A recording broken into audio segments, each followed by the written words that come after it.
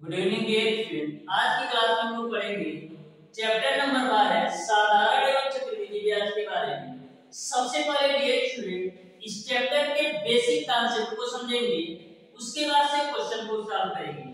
एक बात मैं आपको बता दूं डियर स्टूडेंट, इस चैप्टर को मैं आपको इस तरीके से पढ़ाने वाला हूं कि आपके पॉलिटेक्निक एंट्रेंस एग्जाम में इस चैप्टर से कोई भी क्वेश्चन पूछ लिया जाए, मैक्सिमम 10 से 15 सेकंड के अंदर 100% एक्यूरेसी के साथ आप सॉल्व कर सकते हैं। तो सबसे पहले डियर स्टूडेंट इस चैप्टर के बेसिक कॉन्सेप्ट को अच्छी तरीके से क्लियर करने वाले हैं, उसके बाद से क्वेश्चन को सॉल्व करेंगे।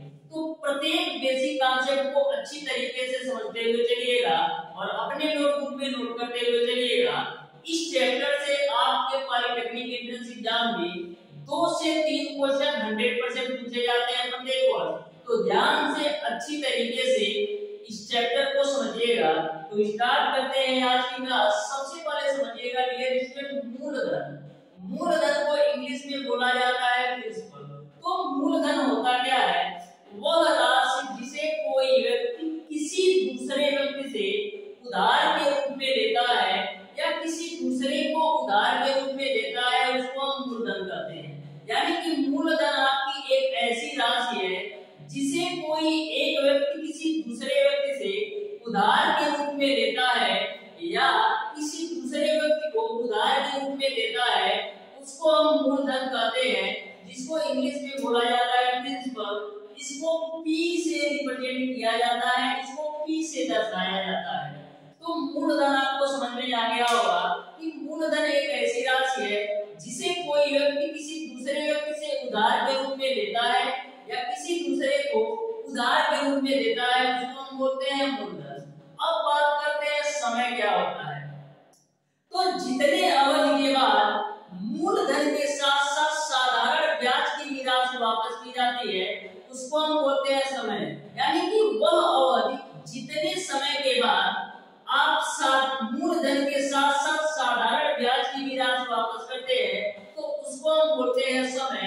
समय को डियर स्टूडेंट साधारण ब्याज में यानी कि सिंपल इंटरेस्ट में T से रिप्रेजेंट किया जाता है तथा चक्रवृद्धि ब्याज यानी कि कंपाउंड इंटरेस्ट में N से रिप्रेजेंट किया जाता है।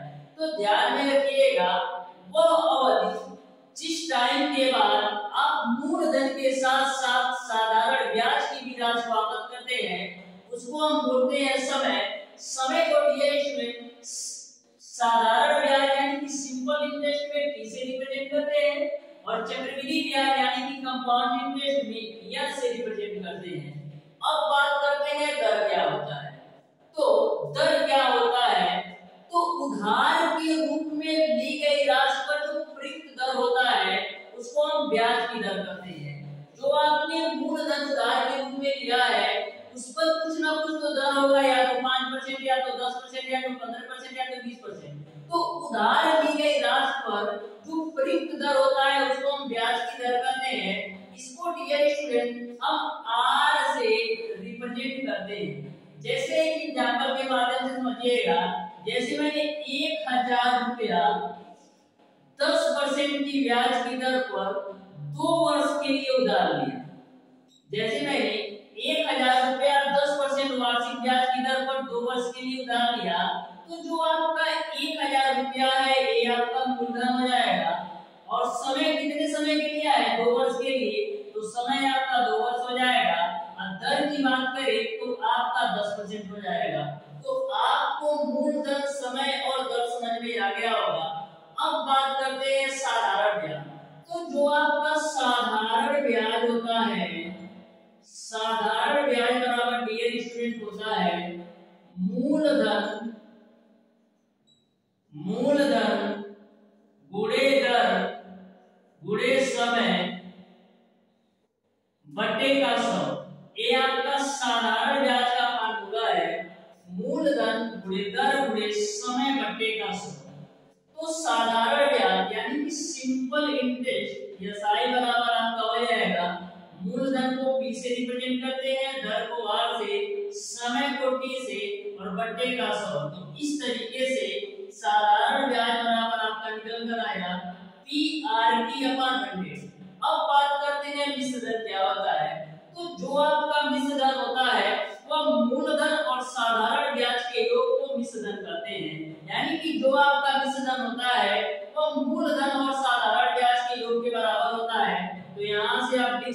हैं कि मिश्र धन बराबर आपका हो जाएगा, मिश्र धन बराबर आपका हो जाएगा मूलधन प्लस का साधारण ब्याज, यानी कि मूलधन और साधारण ब्याज के योग को हम लोग कहते हैं मिश्रण। तो इस फार्मूला को भी नोट कर लीजिएगा। अब बात करते हैं चक्रवृद्धि ब्याज क्या होता है। तो जब एक निश्चित समय के बाद साधारण ब्याज पर भी ब्याज की गणना की जाती है, उसको हम बोलते हैं चक्रवृद्धि ब्याज। यानी कि यदि एक निश्चित समय के बाद साधारण ब्याज पर भी ब्याज की गणना की जाए, उसको हम बोलते हैं चक्रवृद्धि ब्याज। यानी कि चक्रवृद्धि ब्याज में ब्याज पर भी ब्याज की गणना की जाती है। तो यहाँ पर डिफिनीशन में एक निश्चित समय का प्रयोग इसलिए किया गया है क्योंकि पहले साल के लिए साधारण ब्याज और चक्रवृद्धि ब्याज दोनों का मान समान होता है। ध्यान में रखिएगा, पहले साल के लिए साधारण ब्याज और चक्रवृद्धि ब्याज का मान समान होता है।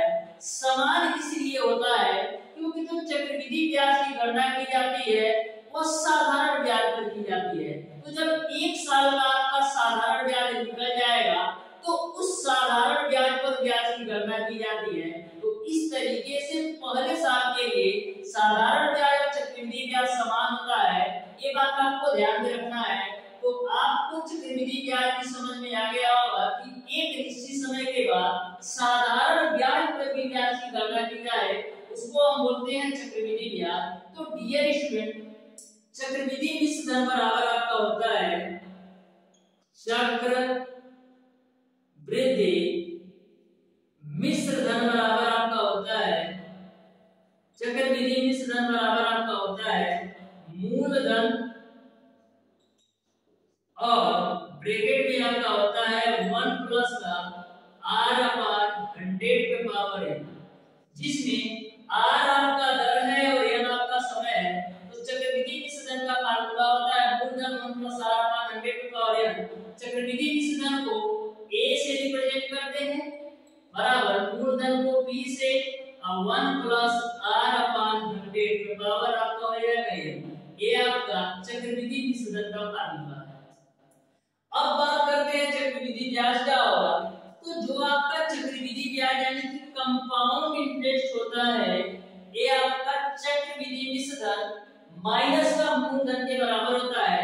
चक्रवृद्धि मिश्र धन को a से रिप्रेजेंट करते हैं और माइनस का मूलधन को b से। यानी कि यदि आपको चक्रवृद्धि ब्याज निकालना है तो करेंगे क्या, चक्रवृद्धि मिश्र धन में से मूलधन को आप बढ़ा दीजिए। तो यहाँ तक आपको पूरी बात क्लियर समझ में आ गई होगी। अब डियर स्टूडेंट, नेक्स्ट आगे चलते हैं। यदि आप स्क्रीनशॉट लेना चाहते हैं तो ले सकते हैं। तो सबसे पहले ब्याज करते हैं डियर स्टूडेंट, यदि ब्याज की दर समाई, यदि ब्याज समाई दे हो, समाई दे हो, तो यदि ब्याज समाई दे हो तो आपका जो दर होता है वह आधा हो जाता है और जो आपका समय होता है ये आपका दोगुना हो जाता है। तो ध्यान में रखिएगा, यदि ब्याज की दर, यदि ब्याज समाई दे हो तो जो आपका दर होता है वो आधा हो जाता है और समय आपका दोगुना हो जाता है। वहीं पर डियर स्टूडेंट, यदि ब्याज तिमाही दे हो तो, यदि ब्याज तिमाही दे हो तो, यदि ब्याज तिमाही दे हो तो जो आपका दर होता है वो r/4 हो जाता है और जो आपका समय होता है वो 4 गुना हो जाता है। तो इस बात को ध्यान में रखिएगा, यदि ब्याज समाई दे हो तो दर आपका आधा हो जाता है, समय आपका 2 गुना। यदि ब्याज तिमाही दे हो तो दर आपका r/4 हो जाता है और समय आपका 4 गुना हो जाता है। अब बात करते हैं डियर स्टूडेंट, यदि आपके ब्याज की दर पहले वर्ष के लिए r1% हो और दूसरे वर्ष के लिए r2% हो और तीसरे वर्ष के लिए r3% हो, तो ऐसे कंडीशन में चक्रवृद्धि ब्याज कैसे निकालेंगे। तो ध्यान से नोट कीजिएगा, यदि ब्याज की दर पहले साल के लिए आपका r1% हो और दूसरे साल के लिए आपका ब्याज की दर r2% हो और तीसरे साल के लिए आपका ब्याज की दर r3% परसेंट हो, तो ऐसे कंडीशन में चक्रवृद्धि मिश्र दर निकालने का जो फार्मूला है वो आपका होता है a बराबर b 1 प्लस r1 अपॉन 100 एक ब्रैकेट में, दूसरे ब्रैकेट में 1 प्लस का r2 अपॉन 100 और तीसरे ब्रैकेट में 1 प्लस का r3 अपॉन 100 होता है। तो इस फार्मूला को भी ध्यान में रखिएगा। यदि ब्याज की दर पहले वर्ष 8% और दूसरे वर्ष 8% और तीसरे वर्ष 3% हो, तो a बराबर b 1 plus r1 upon 100 1 plus r2 upon 100 1 plus r3 upon 100 लगाना है। अब बात करते हैं डियर स्टूडेंट, यदि साधारण ब्याज की दर से गुना वाले प्रश्न, यानी साधारण ब्याज में यदि आपसे गुना वाले प्रश्न पूछा जाए तो वहां पर आपको कौन सा फार्मूला लगाना है? तो वहां पर आपको फार्मूला लगाना है T1 बट्टे का T2 बराबर m1 माइनस का 1 डिवाइडेड बाय m2 माइनस का 1। ये फार्मूला कब आपको लगाना है? जब साधारण ब्याज की दर से गुना वाले प्रश्न पूछा जाए। आपसे प्रश्न इस तरीके से पूछा जाएगा, यदि कोई धन T1 वर्ष में आपका m1 गुना हो जाता है तथा T1 वर्ष में m1 गुना हो जाता है, तो बताइए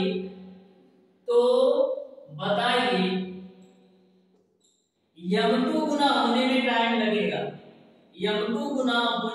लगेगा, तो ऐसे कंडीशन में आपको T1 बटे T2 बराबर m1 माइनस 1 बटे m2 माइनस 1, यानी कि T1 T2 m1 m2 में से चारों में से आपको एक की वैल्यू नहीं दी जाएगी, उसको आपको ज्ञात करना रहेगा।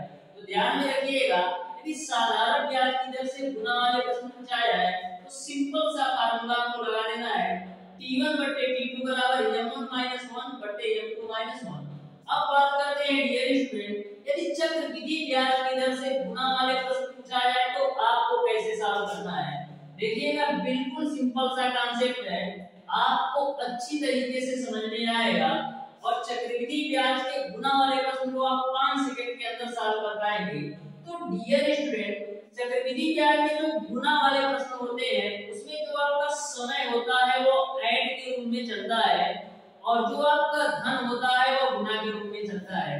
जैसे डियर स्टूडेंट बोला जाए कि चक्रवृद्धि ब्याज की दर से कोई धन आपका मान लीजिए 100 था, यह 3 वर्ष में आपका 4 गुना हो गया, तो बताइए कितने वर्षों में यह 32 गुना होगा, कितने वर्षों में यह 64 गुना होगा या कितने वर्षों में यह 16 गुना होगा? तो देखिएगा, कोई धन 3 वर्ष में 4 गुना होगा, आपको कितने वर्षों में 64 गुना होगा ये आपको बताना है। तो कितने 4 गुना के रूप में चलता है, तो एक बार और आप 4 गुना करोगे तो कितना मिलेगा? 16 गुना होगा। फिर एक बार और 4 गुना करोगे तो कितना होगा? 64 गुना होगा। तो यहाँ पर मैंने क्या बोला, जो आपका धन होता है वो गुना के रूप में चलता है, कितने गुना के रूप में? 4 गुना के रूप में होता जा रहा है, और जो समय आपका होता है वो ऐड के रूप में चलता है, यानी एक 4 गुना होने में 3 वर्ष लगा, तो दूसरा 4 गुना होने में भी 3 वर्ष लगेगा और तीसरा 4 गुना होने में भी 3 वर्ष लगेगा। तो कितना साल लग गया? 3 गुना 6 और 3 त्रिका 9, यानी कि 9 वर्ष में वही धन 64 गुना हो जाएगा। तो बिल्कुल सिंपल सा कॉन्सेप्ट है। एक क्वेश्चन और लेते हैं, ध्यान से समझिएगा। यदि बोला जाए डियर स्टूडेंट, कोई धन 4 वर्षों में 3 गुना हो जाता है, तो कितने वर्षों में 27 गुना हो जाएगा? आपको बोला जा रहा है कि कोई धन x है जो कि 4 वर्षों में 3 गुना हो जाता है, तो आपको बताना है कितने वर्षों में 27 गुना हो जाएगा। तो मैंने क्या बताया, जो आपका धन होता है वो गुना के रूप में चलता है, आपको 27 गुना तक जाना है। तो एक बार गुना होने में कितना चल रहा है, तो 3 त्रिका आपका 9 गुना होगा, फिर 9 का आप 3 गुना करोगे तो 27 गुना हो जाएगा। तो मैंने जो 27 गुना पहुंचा दिया। अब एक बार का जो धन था वो गुना के रूप में चला, यानी 3 त्रिका 9 3 27 गुना। तो समय क्या होगा, यह ऐड के रूप में चलता है। तो एक 3 गुना होने में 4 वर्ष, तो दूसरा 3 गुना होने में 4 वर्ष, और तीसरा 3 गुना होने में 4 वर्ष, तो कितना टाइम लगेगा? 4 4 8 4 12, यानी कि 12 साल में वही धन आपका 27 गुना हो जाएगा। तो ये बात आपको क्लियर समझ में आ गया होगा। अब उम्मीद है कि स्टूडेंट यदि आपको चक्रवृद्धि ब्याज से गुना वाला प्रश्न पूछा जाएगा तो 2 सेकंड के अंदर सॉल्व कर सकते हैं। करना कुछ नहीं है, आपको धन को गुना के रूप में लेके चलना है और जो आपका समय है वो ऐड के रूप में चलेगा, यानी कि जितनी बार गुना होगा उतनी बार आपको टाइम जोड़ते जाना है। जैसे एक बार 4 गुना होगा 3 वर्ष में, तो दूसरी बार 4 गुना होगा 3 वर्ष में, फिर तीसरी बार 4 गुना होगा 3 वर्ष में, यानी कि 64 गुना होने में 3 3 का 9 वर्ष लग जाएगा। तो सिंपल सा कॉन्सेप्ट ध्यान में रखिएगा कि जो आपका धन है वो आपका गुना के रूप में चलेगा और समय जो है वो आपका ऐड के रूप में चलेगा, यानी कि जुड़ता जाएगा। अब देखते हैं डियर स्टूडेंट, यदि आपका साधारण ब्याज और चक्रवृद्धि ब्याज का अंतर दे रखा हो तो वैसे कंडीशन में आपको दर दे रखा हो और 2 वर्ष का साधारण ब्याज और चक्रवृद्धि ब्याज का अंतर दे रखा हो और आपसे मूलधन पूछा जाए तो कैसे सॉल्व करेंगे? तो डियर स्टूडेंट, यदि आपका 2 वर्ष का साधारण ब्याज और चक्रवृद्धि ब्याज का अंतर दे रखा हो, यदि आपका 2 वर्ष का साधारण ब्याज और चक्रवृद्धि ब्याज का अंतर दे रखा हो तो वहां पर आपका जो फार्मूला होता है वो आपका होता है अंतर बराबर PR स्क्वायर अपॉन 100 का स्क्वायर।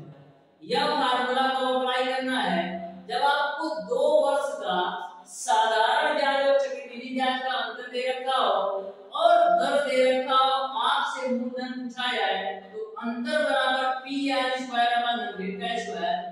जो अंतर है यहाँ पर आपको साधारण ब्याज और चक्रवृद्धि ब्याज का अंतर रख देना है और R की जगह पर आपको दर रख देना है, तो P की वैल्यू निकाल सकते हैं।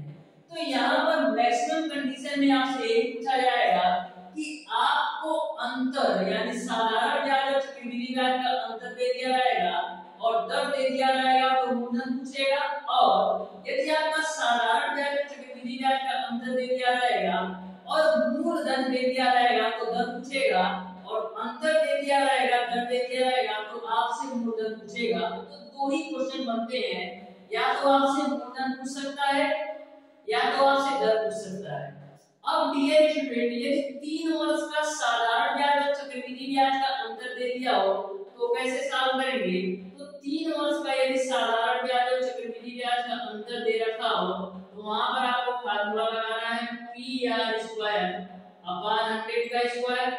इसी में गुणा कर दीजिए आप 300 प्लस का R डिवाइडेड बाय 100। तो करना कुछ नहीं है, जो आपका 2 वर्ष का PR स्क्वायर अपॉन 100 का स्क्वायर है, इसी में 300 R डिवाइडेड बाय 100 से आप गुणा कर देंगे तो आपका 3 वर्ष का फार्मूला बन जाएगा कि 3 वर्ष के साधारण ब्याज और चक्रवृद्धि ब्याज का अंतर बराबर PR स्क्वायर अपॉन 100 का स्क्वायर गुणे 300 R डिवाइडेड बाय 100। तो एक कॉन्सेप्ट आपको अच्छी तरीके से ध्यान में रखना है। यहाँ पर अंतर की जगह पर डियर स्टूडेंट आप D3 उपयोग कर सकते हैं। D3 का मतलब 3 वर्ष का साधारण ब्याज और चक्रवृद्धि ब्याज का डिफरेंस, यहाँ पर आप D2 यूज कर सकते हैं, यानी कि 2 वर्ष का साधारण ब्याज और चक्रवृद्धि ब्याज का अंतर। इस तरीके से साधारण ब्याज और चक्रवृद्धि ब्याज के जितने भी बेसिक कॉन्सेप्ट और जितने भी बेसिक फार्मूले से आपके पॉलिटेक्निक एंट्रेंस एग्जाम में क्वेश्चन बनते हैं, टोटल बेसिक कॉन्सेप्ट और फार्मूला को मैंने कवर कर लिया है। इसके अलावा आपके पॉलिटेक्निक एंट्रेंस एग्जाम में बाहर से कोई क्वेश्चन नहीं बनना है। जितने भी मैंने आपको कॉन्सेप्ट बताया है अच्छी तरीके से आप ध्यान में रख लीजिएगा, तो कहीं से भी आपको कोई प्रॉब्लम नहीं आएगा और साधारण ब्याज और चक्रवृद्धि ब्याज के किसी भी क्वेश्चन को मैक्सिमम आप 10 से 15 सेकंड के अंदर सॉल्व कर पाएंगे। तो डियर स्टूडेंट, अब देखते हैं इस चैप्टर के क्वेश्चन को। तो देखिएगा डियर स्टूडेंट, क्वेश्चन नंबर 1। तो क्वेश्चन नंबर 1 आपके सामने है, ध्यान से समझिएगा कैसे सॉल्व करना है। क्वेश्चन नंबर 1 दे रखा है, किसी धनराशि पर 4% वार्षिक ब्याज की दर से 2 वर्ष के साधारण तथा चक्रवृद्धि ब्याज का अंतर ₹8 है तो धनराशि। तो क्वेश्चन नंबर 1 में आपको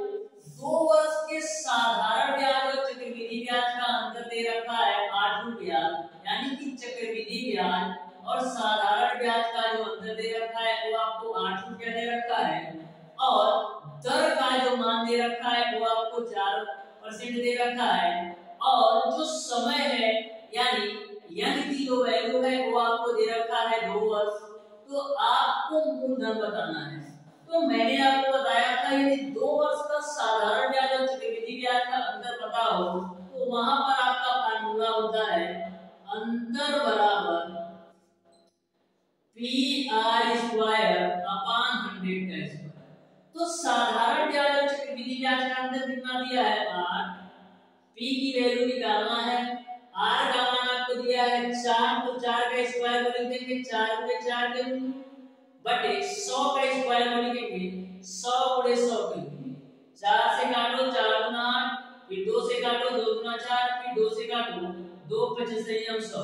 तो यहाँ से आपको P की वैल्यू मिल जाएगी 100 गुणे 50 के रूप में। तो P का मान आपको मिल जाएगा 5000। इस तरीके से जो मूलधन आएगा वो आपका 5000, यानी कि क्वेश्चन नंबर 1 का जो आंसर होगा वो आपका ऑप्शन नंबर बी सही हो जाएगा। अब देखते हैं डियर स्टूडेंट क्वेश्चन नंबर 2। तो क्वेश्चन नंबर 2 को भी आप ध्यान से समझिएगा। क्वेश्चन नंबर 2 आपका इस प्रकार से है। क्वेश्चन नंबर 2 आपका इस प्रकार से है, यदि ब्याज प्रति वर्ष संयोजित होता हो तो रुपया 800 का 5% वार्षिक ब्याज की दर से 2.5 वर्ष का चक्रवृद्धि ब्याज होगा, ये आपको बताना है। तो क्वेश्चन नंबर 2 में आपको चक्रवृद्धि ब्याज बताना है।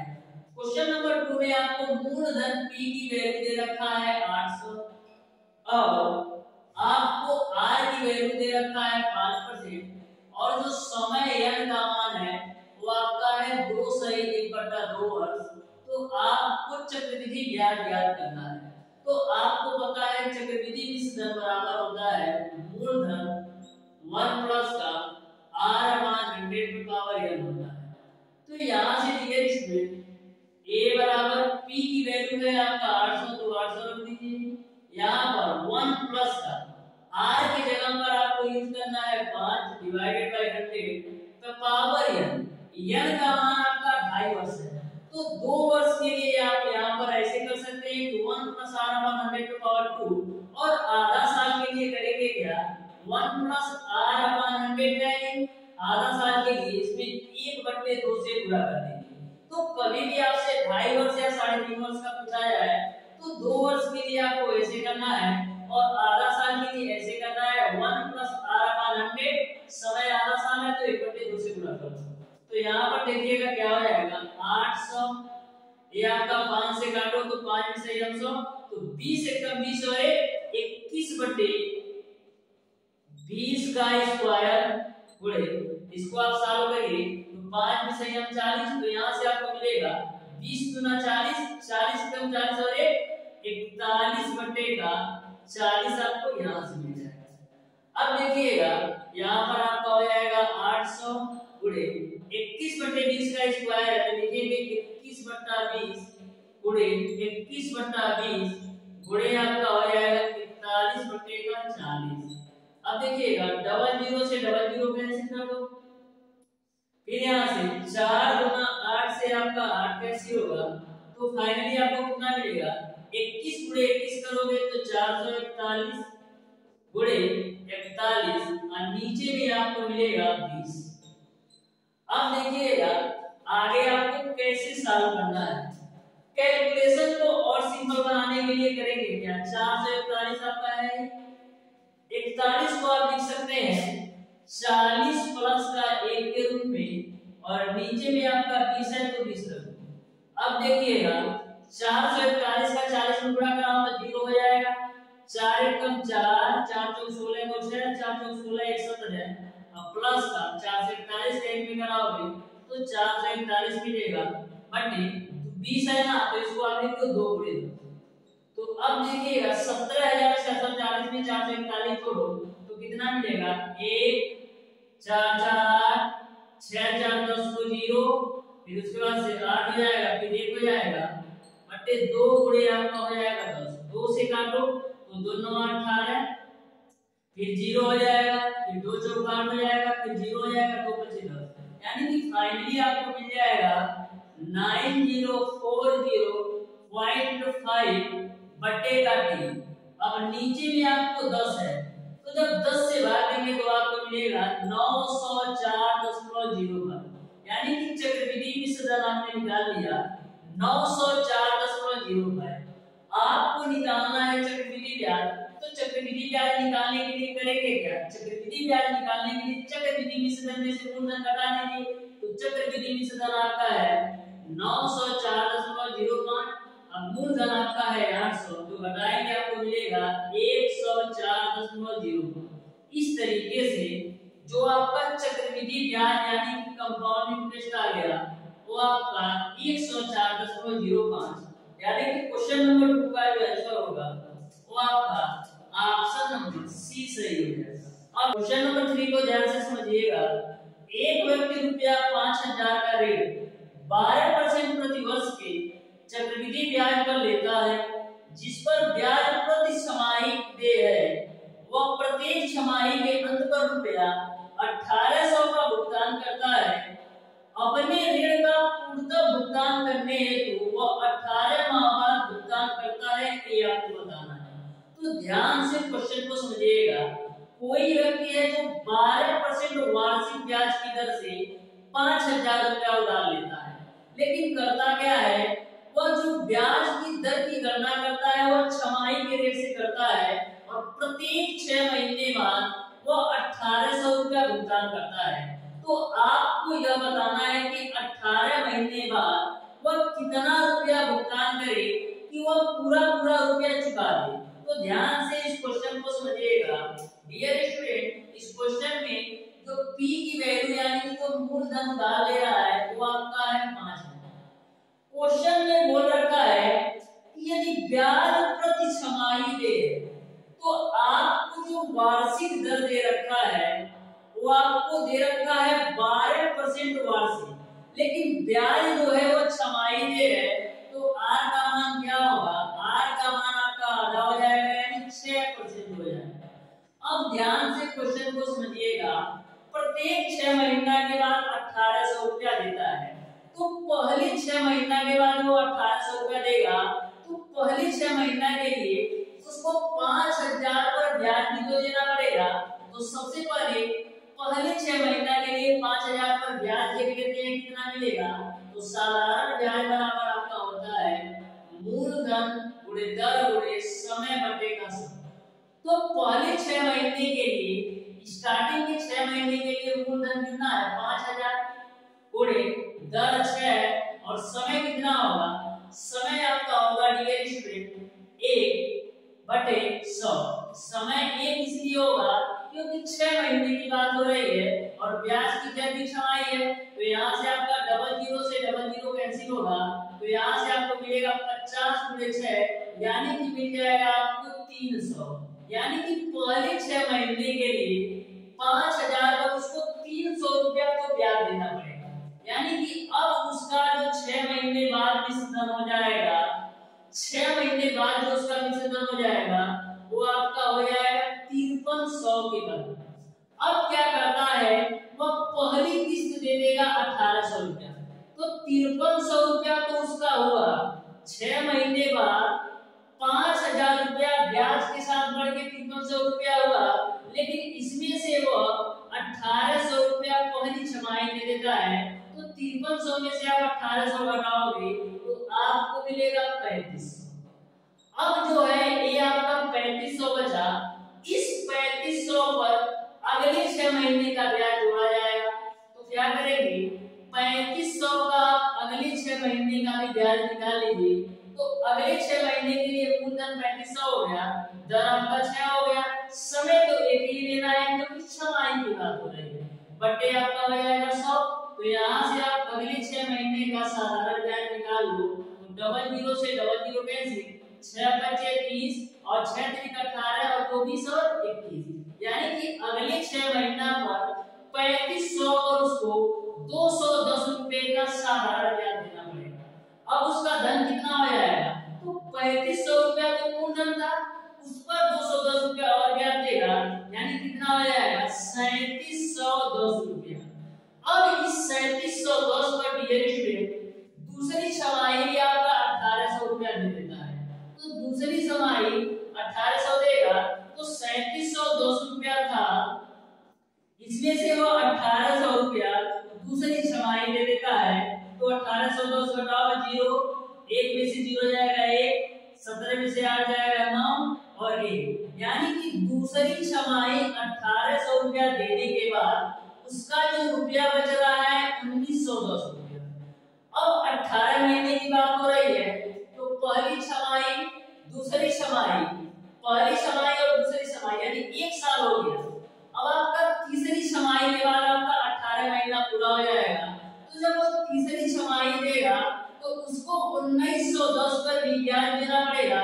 तो 1910 पर देखिए कितना ब्याज मिलेगा, तो 1910 गुना हो जाएगा, दर आपका 6, समय 1 होगा और बट्टे का 100 हो जाएगा। 1 0 से आप 1 0 काट दो तो मिलेगा आपको 6 कम 6, 6 9 54 को 4 और 6 कम 6 4 10, बट्टे का आपका हो जाएगा 10।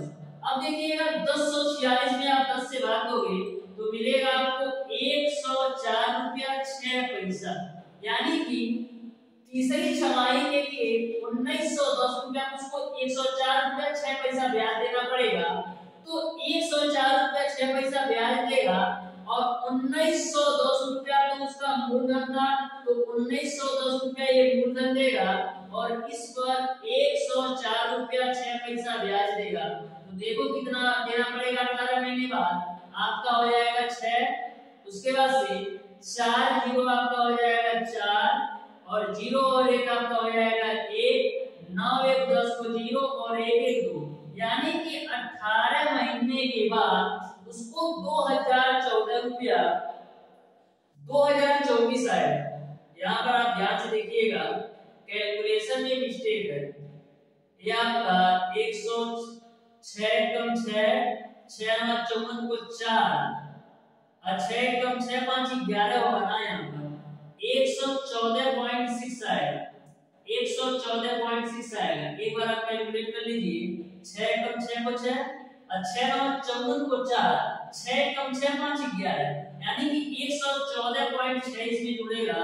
तो 114.6 जोड़ेंगे तो आपका हो जाएगा 2024.6 रुपया।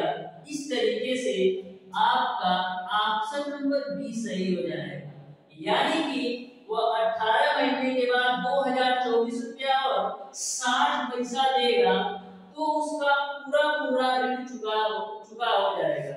अब देखिएगा डियर स्टूडेंट क्वेश्चन नंबर 4, तो क्वेश्चन नंबर 4 को आप ध्यान से समझिएगा।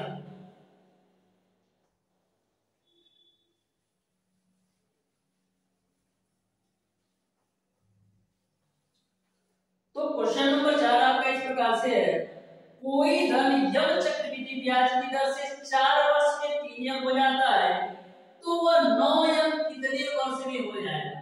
तो जो आपका क्वेश्चन नंबर 4 है चक्रवृद्धि ब्याज से गुना वाला प्रश्न है, बोला है कि कोई धन यम है आपका चक्रवृद्धि ब्याज की दर से 4 वर्ष में 3 यम हो जाता है, यानी कि यम धन जो है ये आपका 4 वर्ष में 3 यम हो जाता है।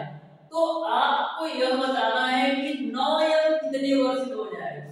तो मैंने आपको बताया था कि चक्रवृद्धि ब्याज में जो गुना वाले प्रश्न होते हैं, जो आपका धन होता है वो गुना के रूप में चलता है और समय जो आपका होता है वो आपका ऐड के रूप में चलता है। आपको 9 गुना का बताना है कि 9 गुना होने में कितना वर्ष लगता है। तो एक 3 गुना होने में 4 वर्ष, तो दूसरा 3 गुना होने में भी 4 वर्ष लगेगा, तो कितना टाइम लगा 4 साल यहाँ और 4 साल यहाँ, यानी कि 8 वर्ष में वही धन आपका 9 गुना हो जाएगा। इस तरीके से क्वेश्चन नंबर 4 का जो आंसर होगा वो आपका ऑप्शन नंबर सी सही हो जाएगा। तो देख सकते हैं कितना सिंपल सा क्वेश्चन है, यदि आपको कॉन्सेप्ट पता है। क्वेश्चन नंबर 5 आपका इस प्रकार से है, एक व्यक्ति आवर्ती जमा खाते में रुपया 250 प्रत्येक माह 2 वर्षों तक 6% प्रतिवर्ष के साधारण ब्याज पर जमा करता है, उसका जमा धन 2 वर्ष बाद होगा, ये आपको बताना है। तो ध्यान से क्वेश्चन नंबर 5 को समझिएगा। क्वेश्चन नंबर 5 में बोला गया है कि कोई व्यक्ति है जो 250 रुपया प्रति माह की दर से 2 वर्षों तक पैसा जमा करता है, तो 2 वर्षों बाद उसका कुल धन कितना होगा ये आपको बताना है। तो सबसे पहले हम ये देख लेते हैं कि 250 रुपया प्रति माह के हिसाब से वह 2 साल में कितना रुपया जमा किया। तो एक महीने में वो 250 रुपया जमा करता है और 250 रुपया प्रति माह की दर से 2 साल तक जमा करता है। तो एक साल में 12 महीना, तो 2 साल में आपका हो जाएगा 24 महीना। तो यहाँ से आपका मूलधन निकल जाएगा। तो 0, 25 चौका 100, 25 गुना 50 और 10 साल, यानी कि 2 साल में तो 6000 रुपया उसने मूलधन जमा किया। अब ब्याज की दर 6% है, तो 6000 का आप 6% निकालो, तो डबल जीरो से आपका डबल जीरो कैंसिल, तो कितना मिलेगा 60 गुणे 6 यानी कि 360 रुपया ब्याज मिलेगा। तो इस तरीके से उसको 2 साल बाद 6000 पर 360 रुपया ब्याज मिलेगा। तो मिश्र धन कितना मिलेगा 6000 रुपया उसका मूलधन मिलेगा और उस पर 360 रुपया ब्याज मिलेगा, यानी कि 6360 रुपया उसको 2 साल बाद मिल जाएगा। इस तरीके से क्वेश्चन नंबर 5 का ऑप्शन नंबर सी सही हो जाएगा। अब देखते हैं डियर स्टूडेंट क्वेश्चन नंबर 6। तो क्वेश्चन नंबर 6 को भी आप ध्यान से समझिएगा। जो आपका क्वेश्चन नंबर 6 है ये भी आपका बिल्कुल सिंपल सा क्वेश्चन है, तो ध्यान से समझिएगा कैसे सॉल्व करना है। क्वेश्चन नंबर 6 आपका इस प्रकार से है, कोई धन 5% चक्रवृद्धि ब्याज की दर से 3 वर्ष के लिए उधार लिया गया। यदि तीसरे वर्ष का ब्याज रुपया 441 है तो वह धन है। तो बहुत ही सिंपल सा क्वेश्चन है, आप ध्यान से समझिएगा। क्वेश्चन नंबर 6 में आपको आर की वैल्यू दे रखा है, आर की वैल्यू आपको दे रखा है 5% और उसके बाद से जो समय का मान दे रखा है वो आपको दे रखा है 3 वर्ष। तो आपको यह बताना है कि वह कितना धन जमा किया था कि जिसको तीसरे वर्ष का ब्याज 441 रुपया मिला। तो आपको पता है चक्रवृद्धि मिश्र धन ए बराबर आपका होता है P1 प्लस R अपान 100 पावर n आपका होता है। तो A P को आप A के नीचे लेकर आओ, यानी A बटे P बराबर आपको मिलेगा 1 प्लस R की वैल्यू आप रख दो 5 बटे 100 और n की वैल्यू आपको रखना है 3। तो यहाँ से आपको मिलेगा A बटे P बराबर 5 से काटो तो 5 की सही 100, तो 20 से कम 20 और 1 कितना हो जाएगा 21 बटे 20 पर पावर आपका हो जाएगा 3। तो यहाँ से A बटे P बराबर क्या मिलेगा 21 का क्यूब करोगे तो 9261 मिलेगा और 20 का क्यूब करोगे तो 8000 मिलेगा। आपको बताना है कि मूलधन क्या था, आपको बताना है मूलधन क्या था। तो P की वैल्यू कितने के बराबर है, P की वैल्यू आपका 8000 हो जाएगी और जो मिश्र धन होगा वो आपका 9261 हो जाएगा। इस तरीके से क्वेश्चन नंबर 6 का ऑप्शन नंबर बी सही हो जाएगा, जो मूलधन होगा वो आपका 8000। इसी क्वेश्चन में यदि आपसे ये पूछ लिया जाए कि चक्रवृद्धि ब्याज क्या होगा, तो चक्रवृद्धि ब्याज निकालने के लिए क्या करेंगे, चक्रवृद्धि मिश्र धन 9261 में से मूलधन आपको 8000 घटाएंगे तो आपको चक्रवृद्धि ब्याज पता चल जाएगा। अब देखते हैं डियर स्टूडेंट क्वेश्चन नंबर 7। तो क्वेश्चन नंबर 7 को आप ध्यान से समझिएगा, ये भी आपका सिंपल सा क्वेश्चन है।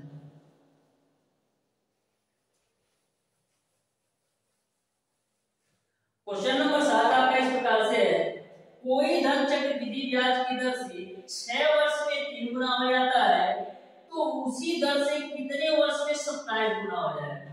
जो आपका क्वेश्चन नंबर 7 है वह चक्रवृद्धि ब्याज में गुना वाला प्रश्न है। तो वेरी सिंपल क्वेश्चन है, ध्यान से समझिएगा क्वेश्चन नंबर 7 को कैसे सॉल्व करना है। बोला है कोई धन चक्रवृद्धि ब्याज की दर से 6 वर्ष में 3 गुना, 6 वर्ष में 3 गुना हो जाता है। तो मैंने मान लिया वो धन x था जो कि 6 वर्ष में आपका 3 गुना हो गया, यानी कि 6 वर्ष में 3 गुना हो गया।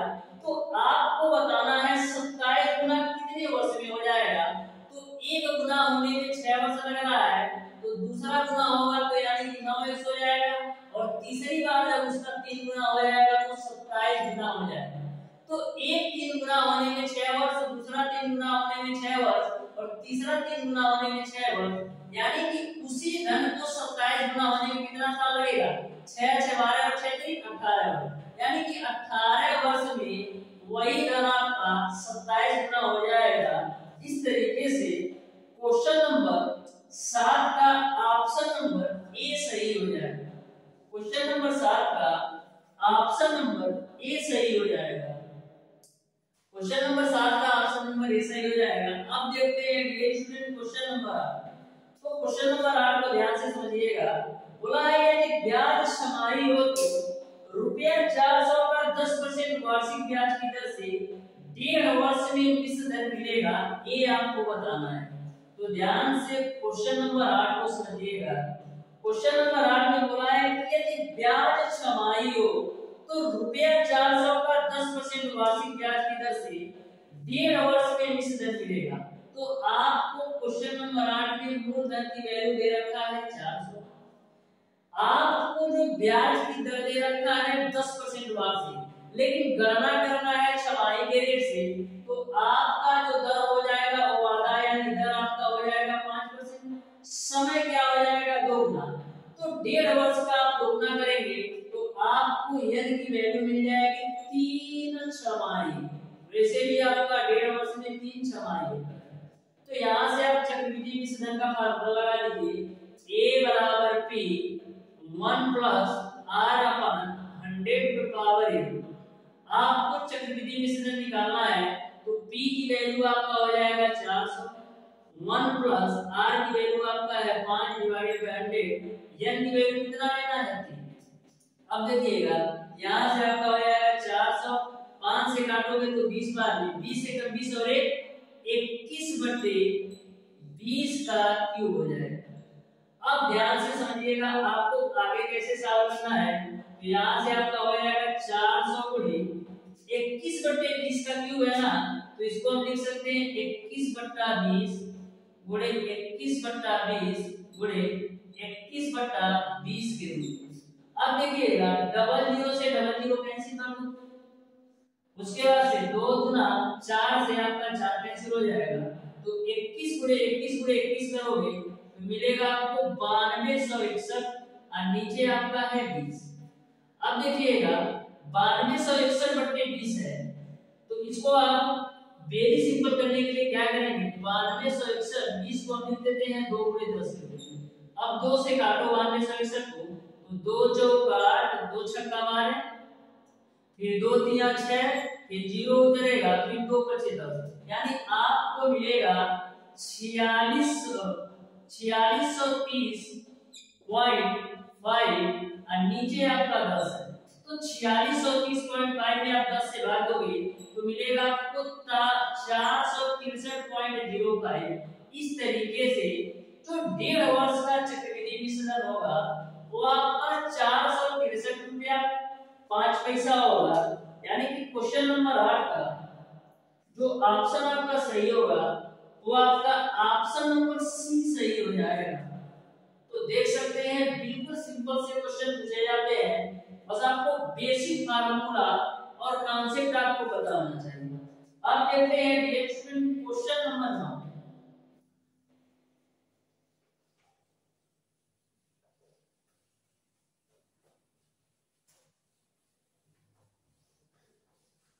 तो क्वेश्चन नंबर 9 को ध्यान से समझिएगा।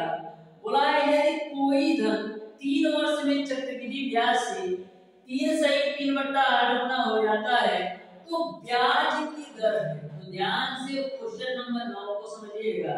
मैंने मान लिया कोई धन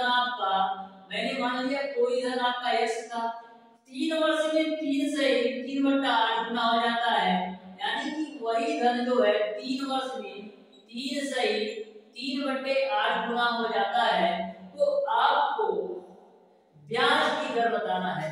तो 3 से 3/8 को आप चेंज करिए, 8 3 24 और 3 27/8 गुना हो जाता है, यानी कि 3 वर्ष में वही धन आपका 27/8 गुना हो जाता है। तो आपको ब्याज की दर बताना है। आपको पता है चक्रवृद्धि मिश्रण बराबर मूलधन 1 प्लस का r upon 100 to power n होता है। अब सारी वैल्यू रख दो, तो यहाँ से आपका a का मान है आपका 27/8 x और p का मैंने माना है x 1 प्लस r की वैल्यू आपको ज्ञात करना है तो r ही रखूं डिवाइडेड बाय 100 और n की वैल्यू आपको दे रखा है 3। अब देखिएगा x से x कैंसिल, यहाँ पर 27/8 को हम लिख सकते हैं 3/2 का क्यूब के रूप में, बराबर आपका हो जाएगा 1 plus r upon 100 to power आपका हो जाएगा 3। अब देखिएगा दोनों जगह घात समान है, दोनों जगह घात समान है तो आधार की तुलना कर सकते हैं, तो मिलेगा आपको 3/2 बराबर 1 प्लस r अपॉन 100, 3/2 बराबर 1 प्लस r अपॉन 100 मिलेगा। अब देखिएगा आगे यहाँ पर r अपॉन 100 बराबर आपको क्या मिल जाएगा, r अपॉन 100 बराबर आपको मिल जाएगा 3/2 माइनस का 1 के रूप में, 3/2 माइनस का 1 तो r अपॉन 100 बराबर आपको मिलेगा 1/2, तो 2 से काटोगे 100 को तो 50 में जाएगा, यानी r की जो वैल्यू हो जाएगी वो आपका 50% के बराबर हो जाएगा। इस तरीके से क्वेश्चन नंबर 9 का जो आंसर होगा वो आपका ऑप्शन नंबर डी सही हो जाएगा। अब देखते हैं ये स्टूडेंट क्वेश्चन नंबर 10, जो आपका क्वेश्चन नंबर 10 है वो आपका 3 वर्ष के साधारण ब्याज और चक्रवृद्धि ब्याज के अंतर पर क्वेश्चन है, तो ध्यान से समझिएगा, बिल्कुल सिंपल सा क्वेश्चन है। तो क्वेश्चन नंबर 10 को ध्यान से समझिएगा, बोला है मूलधन जिस पर 3 वर्ष का 10% प्रतिवर्ष की दर से सरल ब्याज एवं चक्रवृद्धि ब्याज जो प्रतिवर्ष दे है का अंतर आपको 31 रुपया दे रखा है, तो आपको धन बताना है। तो ध्यान से क्वेश्चन नंबर 10 को समझिएगा। क्वेश्चन नंबर 10 में साधारण ब्याज और चक्रवृद्धि ब्याज का जो अंतर दे रखा है वो आपको दे रखा है 31 रुपया, कितना 31 रुपया, और समय n की वैल्यू आपको दे रखा है 3 वर्ष। उसके बाद से आपका जो दर दे रखा है वो आपको दे रखा है 10, तो आपको बताना है कि वह दर कितना था। तो मैंने आपको बताया था यदि 3 वर्ष का साधारण ब्याज और चक्रवृद्धि ब्याज का अंतर दे रखा हो तो वहां पर आपका फार्मूला होता है अंतर बराबर PR स्क्वायर अपॉन 100 का स्क्वायर गुणे 300 प्लस का r डिवाइडेड बाय 100 होता है। यह फार्मूला का अप्लाई होगा जब 3 वर्ष का साधारण ब्याज और चक्रवृद्धि ब्याज का अंतर दिया होगा तो आपको यह फार्मूला लगाना है, लेकिन 2 वर्ष का दिया हो तो क्या लगाना है, अंतर बराबर PR स्क्वायर अपॉन 100 स्क्वायर। ये आपका 2 वर्ष का है, 3 वर्ष का पूछेगा तो इसी में आपको 300 द्वारा डिवाइडेड बाय 100 से गुणा कर देना है।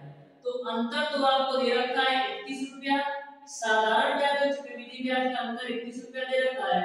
p की वैल्यू आपको निकालना है, r का मान 10% है ना, तो आप लिख दो 10 गुणे 10 और गुणे 300 जाना है तो 300 में आप 10 जोड़ दो। उसके बाद से नीचे आपका 100 का स्क्वायर है तो लिख देते हैं 100 गुणे 100 और ये आपका 100 है तो इसको भी आप लिख दो।